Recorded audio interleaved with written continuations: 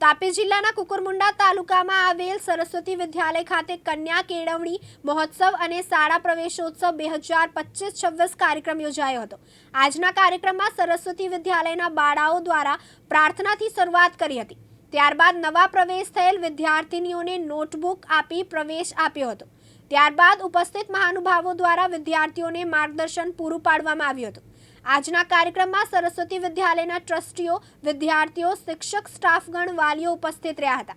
અંતે વૃક્ષારોપણ કરી કાર્યક્રમ પૂર્ણ કરવામાં આવ્યો હતો। જયેશભાઈ શાહ, આચાર્ય સરસ્વતી વિદ્યાલય કુકરમુંડા।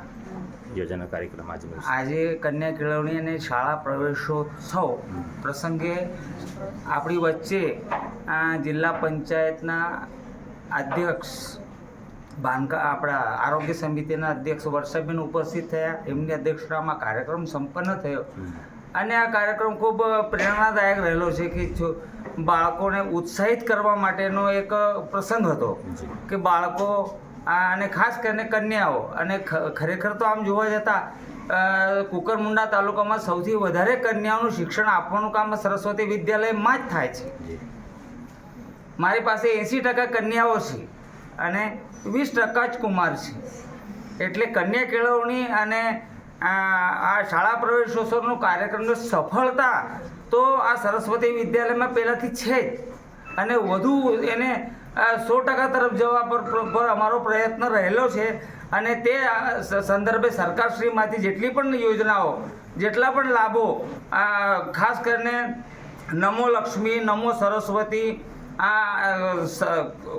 સાયકલ સહાય, એવી જુદી જુદી વિવિધ યોજનાઓ થકી આપણે કન્યાઓને લાભ આપીને પ્રોત્સાહિત કરી રહેલા છે। અને આજે પણ આપણો શિક્ષણનો ગ્રાફ છેલ્લા 10 વર્ષમાં એમ કહું કે દર વર્ષે કન્યાઓ જ પ્રથમ હોય છે।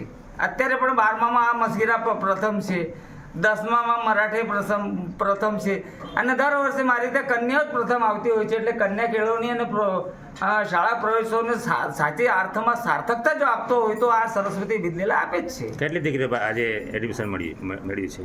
આજે લગભગ 285 કન્યાઓએ એડમિશન મેળવેલું છે। હાજી, વાલીઓને શું મેસેજ આપશો?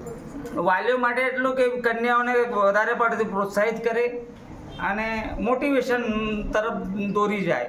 તે ખૂબ આવશ્યક છે કે આપણે કન્યાઓને શિક્ષણ કઈ રીતે વધારે સારી રીતે આપી શકાય, ઉચ્ચ શિક્ષણ કઈ રીતે આપી શકાય, તે માટે કન્યાઓને પ્રેરિત કરવાનું વાલી કામ કરી શકે છે। વિદ્યાર્થીઓ માટે કે સમાજનું ડેવલપમેન્ટ, વિકાસ એ શિક્ષણ થકી જ થાય છે।